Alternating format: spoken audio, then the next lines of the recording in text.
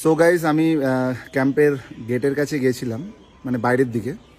এই ছোট্ট একটা দেখো কিউট একটা বাচ্চা, কুকুর বাচ্চা কে রাস্তার পাশে ছেড়ে দিয়ে চলে গেছে। তো একে আমি নিয়ে এলাম আজকে ক্যাম্পের মধ্যে। তো একে নিয়ে এসছি, একে খাবার দেবো, একে দেখভাল করবো, ঠিক আছে। আরও অনেক জওয়ানরা আছে, তারাও খাওয়াবে। এবার কথা হচ্ছে, কুকুরের তো আমরা নিয়ে আসার পর একটা নামকরণ করি, তাই না?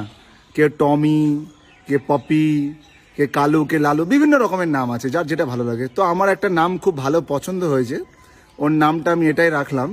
আজ থেকে এই কুকুর বাচ্চাটার নাম দিলাম বাংলাদেশ।